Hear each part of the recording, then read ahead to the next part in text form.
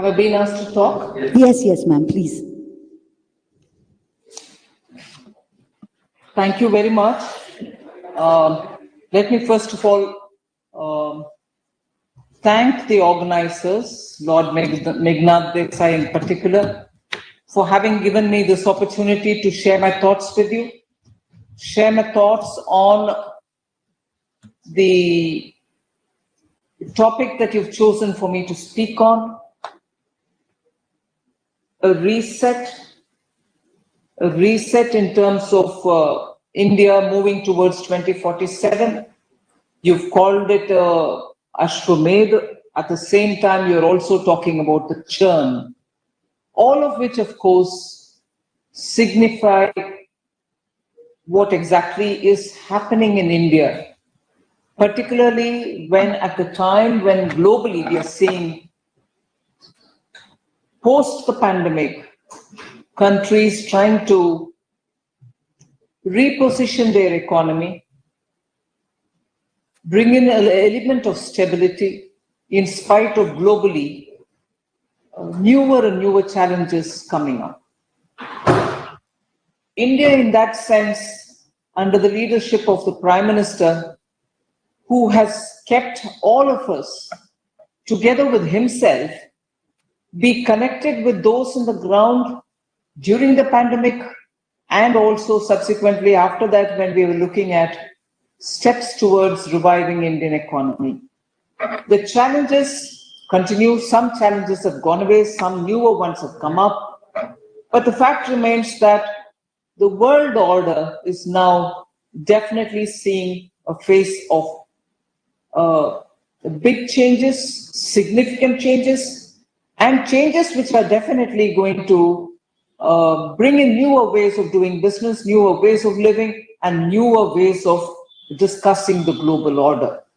So I would start with the message that Honorable Prime Minister had given us from the ramparts of the Red Fort during the Independence Day celebration, incidentally the 75th year of our independence, and at a time when we are looking forward to setting newer goals for India when it would reach, at 2047, reach 100 years of independence after the British left us.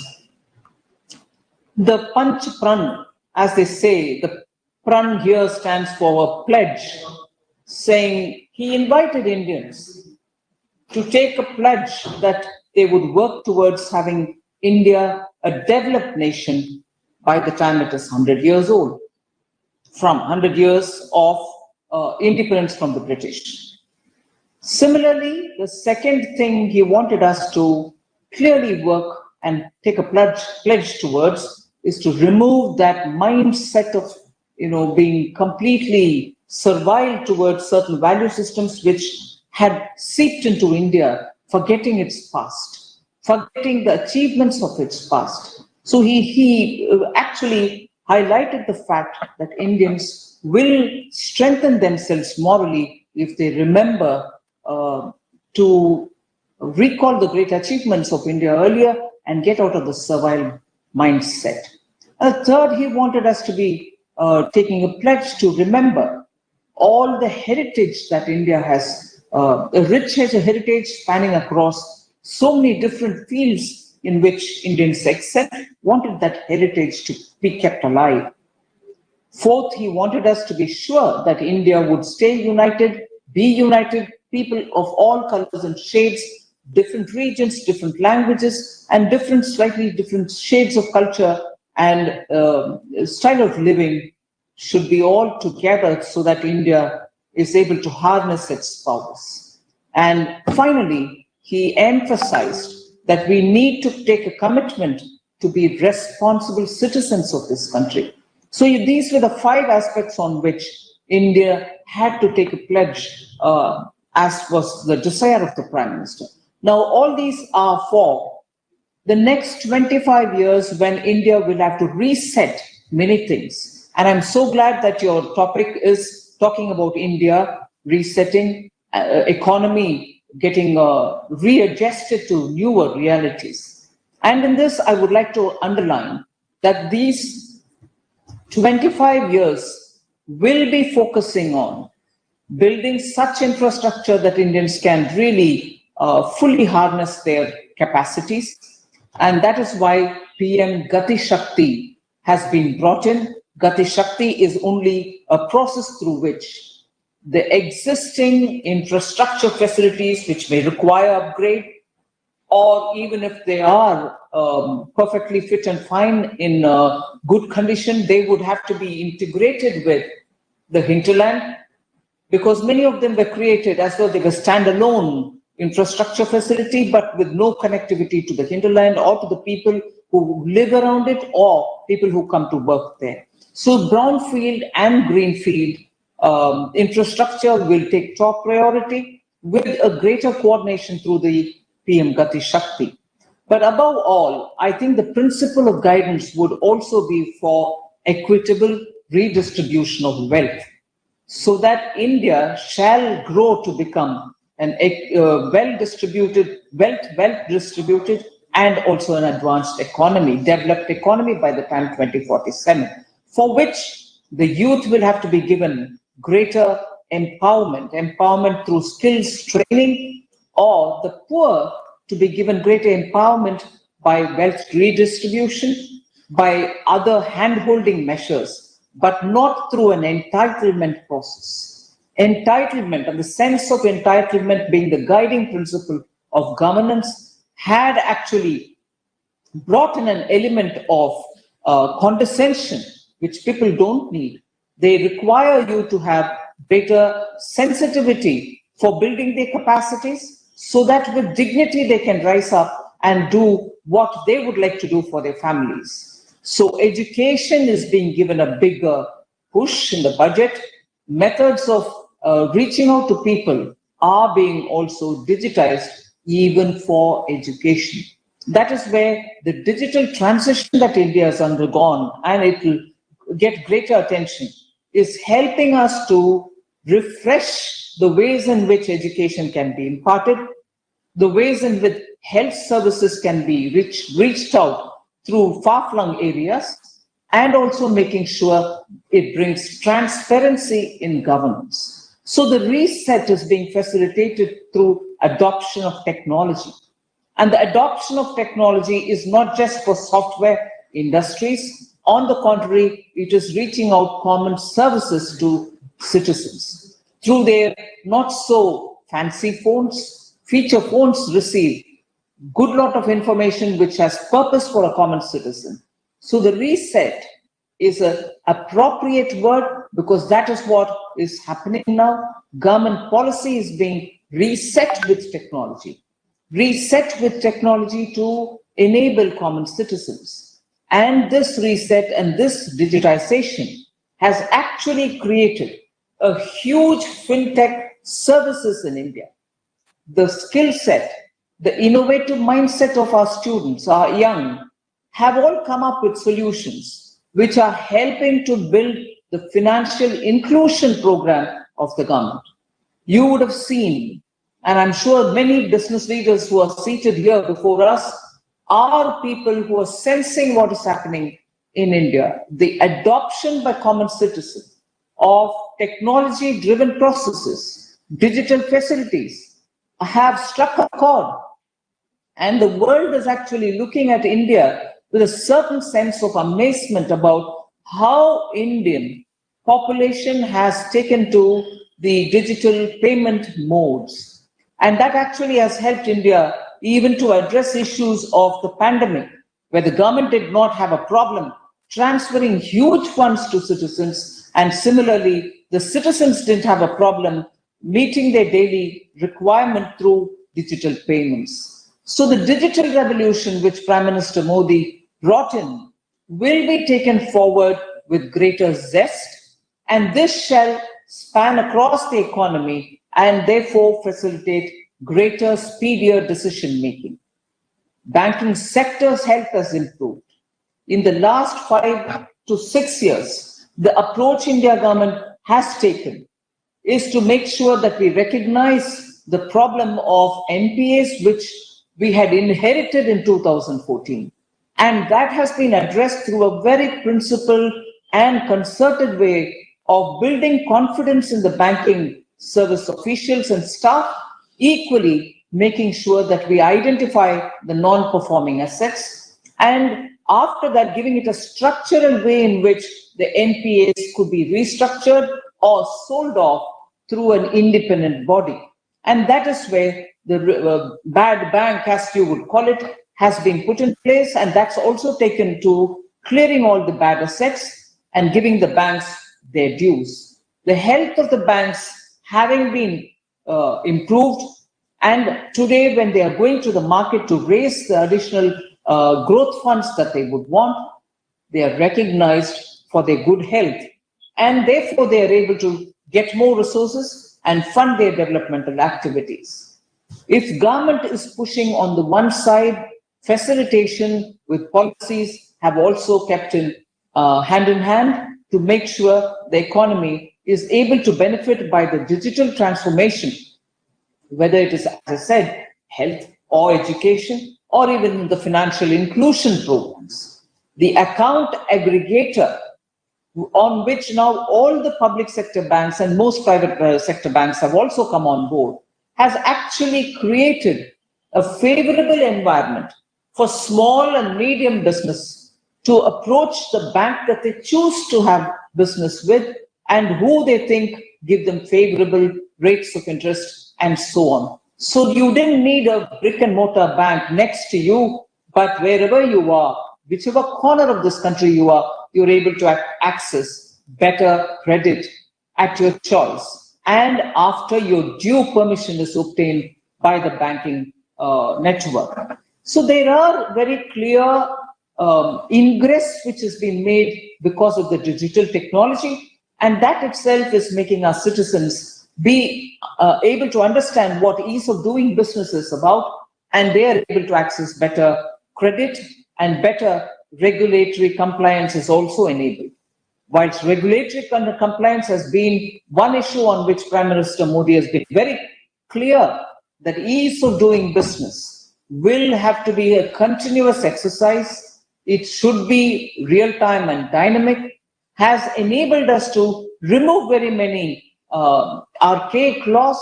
Rules have been trimmed down, that the pruning down of the rules have actually made businesses feel that today's India, it is far easier to do business than ever before. Now, if these are happening, it's also because of the cooperation of businesses and the citizens themselves. But one main characteristic feature of Prime Minister Modi's governance is consistency of policy. Whether it is a taxation policy or any other regulatory institutions related rules, we've maintained consistency. There are no fluctuations creating uncertainty for businesses. As a result, and also because people of India have given clear mandate to a stable majority-based government, you are able to see this consistency together with a stable government, providing the necessary assurance for business that policies will be taken on board only after due consultations. With this kind of consistency and tax stability being provided, it is also possible now for businesses to plan for medium term as well as long term. There are no, what I can generally sort of use a word, the retrospective policies which are in place. In fact, we've gone the due length to remove the earlier anomalies which were there because of retrospective taxation. The next 25 years, I would think, are going to be very critical for India. We are going to have to work towards maintaining the growth momentum. So together with the central bank, the Ministry of Finance will be working out for a pathway which will be predictable, which will be consistent, and which will give every stimulus required for the growth of the Indian economy. We've come up with policies where it was obvious that China Plus is what is going to determine now the world's approach towards business, so that supply chain disruptions are not going to happen. And to enable and facilitate that, we have come up with several policies. The PLI, Productivity Linked Incentive, is also one of the major decisions of the government, and we are finding industry responding positively to it. So the entire ecosystem of certain segments of industries are now willing to move into India, and the union government is working together with the state governments to make sure that they are brought in, and the facilitation should be with a plug and play model. The reset again, therefore, will be to look at the frontier technology-driven industries, which we've classified as sunrise sectors. And it is the sunrise sectors which have benefited from the PLI. And I would invite industries to speak to the government, to write to us, to tell us where you think greater action, policy, and also facilitation is required. The government will be willing to engage with industry to understand how speedily we need to act, how rigorously we'll have to be removing the hurdles, and above all, how various aspects of reform can continue to be undertaken by the government. So we earnestly request industries to make sure that the channel of communication with the government is kept up. We shall be absolutely happy to engage and also to make sure responses are given in time without having any delay in decision making. So I wouldn't want to take further time. As an opening remark, I think this captures the spirit behind what Prime Minister Modi envisages for the next 25 years, and for which industry can definitely feel at home to speak with the government, with any minister, with the Prime Minister himself, to tell us how India can be taken on this path so that it becomes the engine of growth for the global economy. Because even today, with the challenges, we still are the fastest growing economy, and the people of India have gone through a lot of struggle, but stood with the government and ensured that the recovery is firm on a good foundation. I wanted to ask the Honourable Minister Sitharaman what financial reforms she believes are going to be necessary for India to sustain and even accelerate its rate of growth over the next few years. Thank you.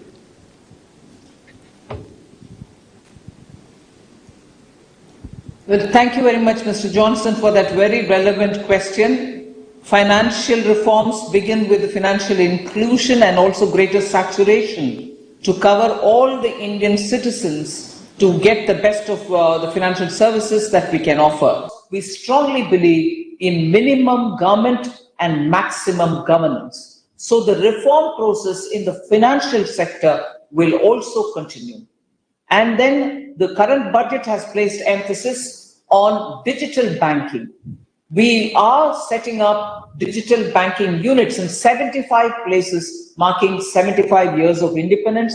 But that may not just be a symbolic step, but digital banking, it will revolutionize access to credit, access also to the banking service. So we are looking at that. And the final point, the budget did say that there will be a central bank driven digital currency. That's also a major reform that we are looking at in the financial sector. I hope that addresses the question that you asked. Thank you, Mr. Minister. I think that addresses the question very comprehensively. There could be one supplementary though, which is that you had announced about your plan on bank privatization. And could you give this audience, which is very keen to know, what could be the timeline you have in mind for launching your plan for privatizing at least 2 public sector banks that you had talked about in your budget? You're right, Mr. Bhattacharya. Yeah. We did speak about the banking and insurance sector privatization.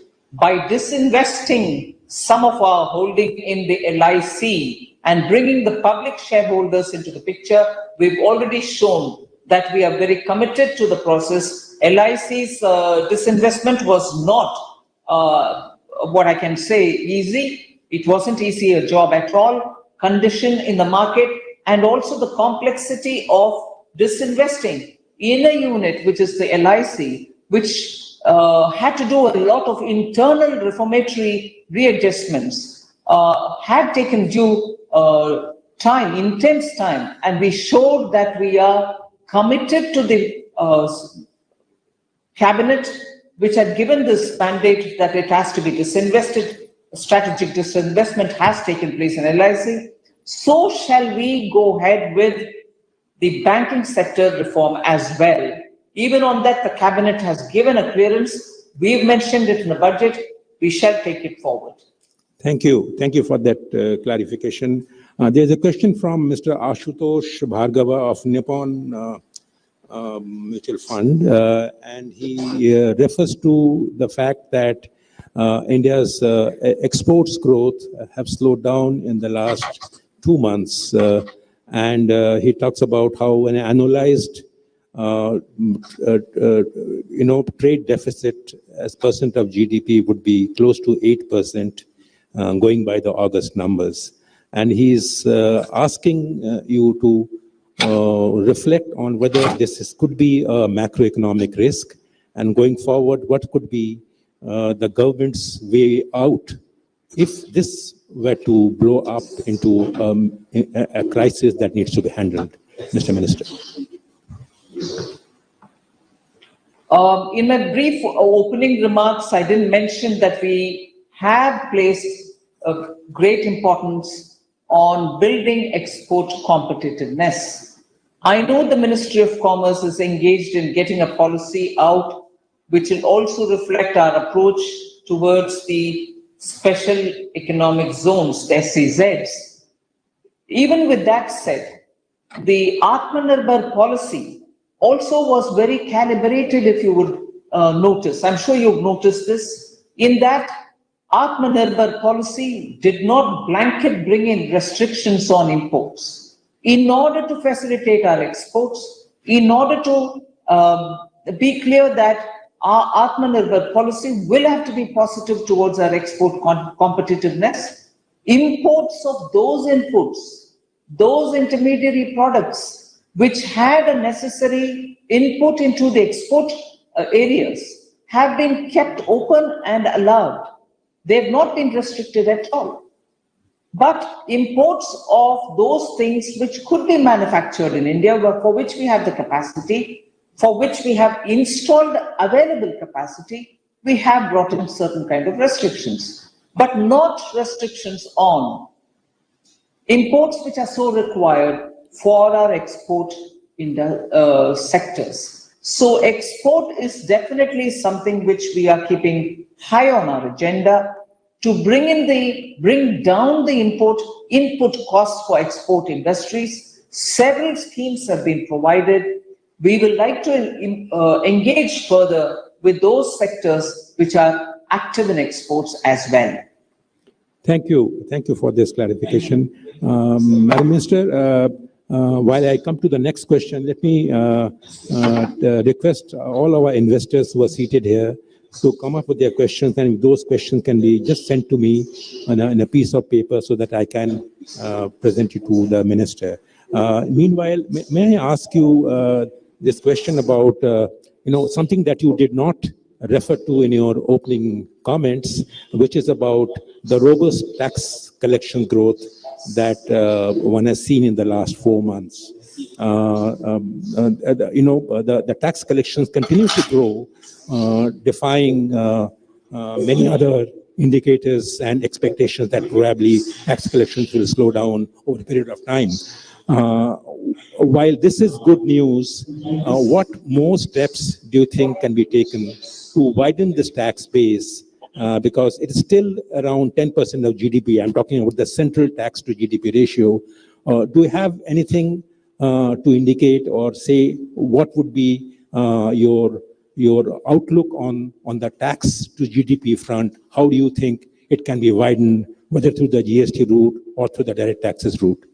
Madam Minister. You're right in highlighting the fact, and which I did not in my opening remarks, about the robust tax collection, both direct and also these GST indirect taxes. Let me first make it clear, the increase in the taxes collection is not due to any raise in the tax rate at all. We have not increased tax, direct or indirect, on any item. If anything, on some of them, we have even brought it down due to certain rationalizing of tax rates and clearing certain anomalies. So the increase is probably due to, and when I say probably, I want to mean that it is due to the technology that we've brought in, the faceless assessment that we've brought in the direct taxation, and making sure that everything is so digitized that automatically people pay taxes and only then are they able to seek refund, which you would have thought is a natural, logical thing. But many a times we found in the GST that refunds were going, but we couldn't even identify who actually was the eventual taxpayer. But those anomalies got corrected because of the way in which we used the data, artificial intelligence, and we were able to track the flow of money and also make sure who actually is eventually getting the refund.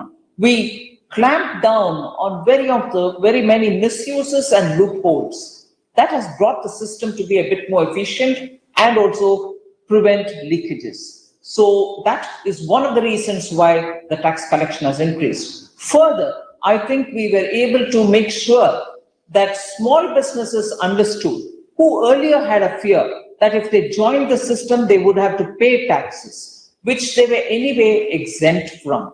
But becoming a part of the system and retaining the exemptions that they had because of their size being small has actually only made them better off, in that unless they were in the system, people who want to procure things from them, because on procuring from a person who's already, from a firm which is already in the GST network, it was easy to get your input tax credit. This awareness has now become commonplace, and as a result, many of the MSMEs do not fear getting into the system because it's not going to burden them with taxation, but it is going to make sure that people will not hesitate in procuring goods from them. That has actually brought in a greater participation from among MSMEs into the system, and therefore greater turnovers for them and better tax collection for us. The hesitation in the mind of the big businesses to buy from MSMEs has been removed. In the direct taxation, the faceless system has actually brought in confidence. Rent seeking, if anything, is not going to happen. If any assessments are wrong, people can just send a mail, and also making sure that there is a digital identification number being given, DIN, the document identification number, which is being given centrally, has made sure no fake claims are reaching them, payments are not being given to people who are not authorized, and everything is digitally monitored. Such confidence building use of technology has actually helped people to know that India's attempt to make sure systems are not going to entertain corruption has brought in confidence, and as a result, people are willing to become a part of the tax assessees. Widening tax base is still an issue, and we'll have to make a lot more effort to bring in greater number of people, and that is why the element of TDS being brought in when you're buying a ticket to go abroad, but you're not a tax assessor. The TDS tells me that you're capable of bringing in tax, but these are ways in which we are telling people that monitoring is happening. Tax base widening will now be a lot more reasonable and technology driven. Thank you, Madam Minister. There is a question on taxation from the floor from one of our investors. I cannot read the name. I cannot get the name, but the question is that is there any way out of the current ad hocism that prevails in taxation for the oil and gas sector? I guess this is a reference to the windfall taxes on oil companies as well as on exports that the government has imposed to shore up revenues. And his question is that investments in this sector might be adversely affected if there is the taxation in this sector remains ad hoc. Would you like to respond to this point, Minister? May I humbly say that I did anticipate such a question from a potential investor, even as the windfall tax was announced. If only you go back to see my comments on that day when this announcement came, I very clearly said India wants to be a refining hub. India wants to encourage investment in refineries. India wants to make sure that the profitability is not taxed with an intention of wanting to earn revenue.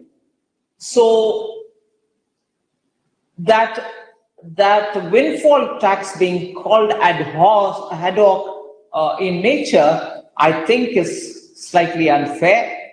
Windfall profits were being made.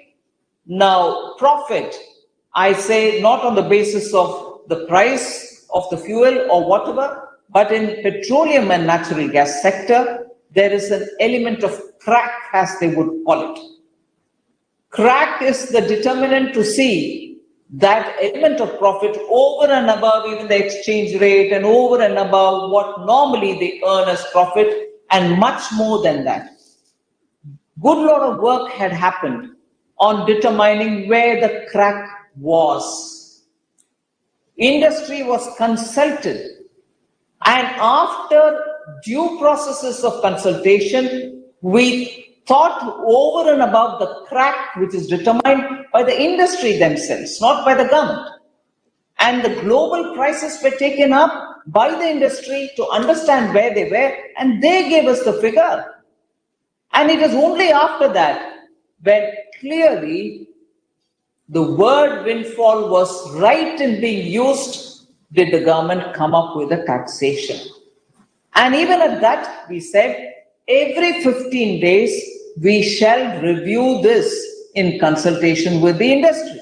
Consultation happened. Every 15 days, the rate kept changing. So government is not interested in ad hocism, but government also understands after consulting with industry that the windfall gains were abnormal. I hope that addresses your question. It does, definitely. Thank you very much, Minister. One question on which in your opening comments also you did not refer to was the kind of fiscal consolidation that you have achieved through a very transparent way of budget making in the last couple of years at least. And in that fiscal consolidation effort, what one has forgotten is that in the first quarter of the current financial year, the fiscal deficit as a percent of GDP is now around 5.8%, whereas your budget talks about a fiscal deficit target of 6.4%. Now, the question is twofold. One is that how confident are you that you will stay at 6.4% by the end of the current financial year, because the investors in the markets are keenly interested in that figure, because the second half borrowing plan will let the markets also know how much of money is being crowded out. And the second is that in India, we talk a lot about the center's fiscal deficit. We don't talk about the state's fiscal deficit, and that is not within the pale of discussion in even public policy making. Now, do you see that as a problem in terms of policy making, and how do you think that in the public policy frame, both the centers and the state's fiscal deficit, which right now is over 10%, can be brought in? Do you have any thoughts on this very important issue, and which you have tackled so far very admirably, Madam Minister? Absolutely a very important issue. I agree with you on that. And at this stage, I would like to go back to 2020 and 2021, when the advice, in fact, overwhelming advice, in fact, very powerful advice, almost on the verge of pressuring the government to spend more, to print more money, to tackle the situation, and also at the time when the economy was trying to revive post the pandemic. Post the pandemic, I use in a very general sense. The pandemic probably in some way in trickles is affecting all of us. Even today, many economies are still struggling to come out of it. But the pressure on our government to print money, to copy and emulate some of the developed economies, which were really going ahead with 20% of GDP and so on, putting money in the hands of the people and so on. I'm not criticizing any government. It is their responsibility, their call, and the way in which they want to address their problem is theirs. But when we are advised on that basis, and I'm indeed very grateful to the Prime Minister for being very clear that help should be extended without hesitation to those who are in need, and it should be target-based. It should be very calibrated. It is not to splurge the money in the name of I've addressed the issue, but truly to get out of the situation where help is needed, we should. So it was a targeted approach to handling the economy at a time when it has to revive.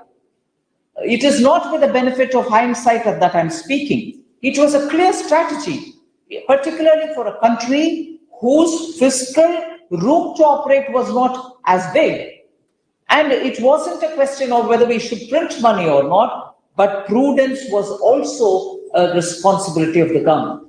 And therefore we took this approach, and I'm glad people of India realized what was being attempted by the government. They stood by, benefited where necessary, the hand-holding was extended, and as a result, you find the economy coming out of it. So the fiscal rectitude, the fiscal responsibility is something which Prime Minister Modi values very highly. But yet, the necessary stimulus for growth will still continue. And therefore, when you remind me of what happens to the deficit commitments that you've made, the glide path that we have given, I'm certainly conscious of it.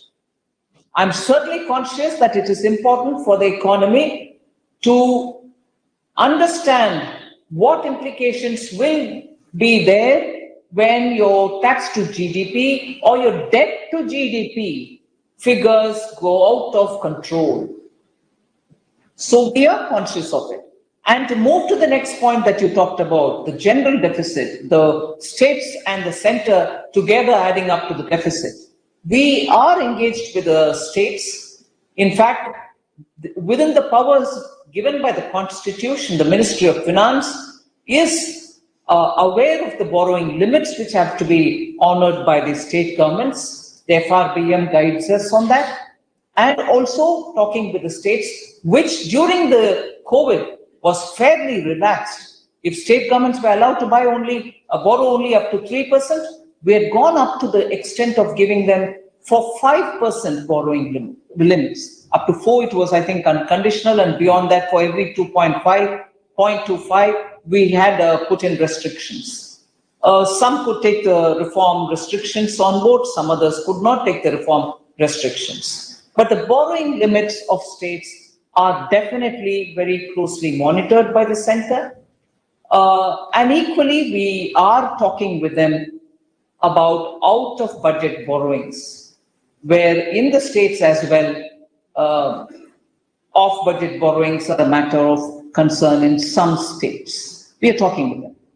Thank you, Ma'am Minister. I think, you have been very patient, very generous with your time, and answered all our questions painstakingly. There's one question, if you permit, I can ask you from an investor, and that question is about the global index fund, that Indian bonds being listed there. Is there any timeline you have in mind? What kind of tax treatment? What is probably holding it back? Can you dwell a little bit on that? Mr. Vignesh Gupta is interested in knowing this, Prime Minister.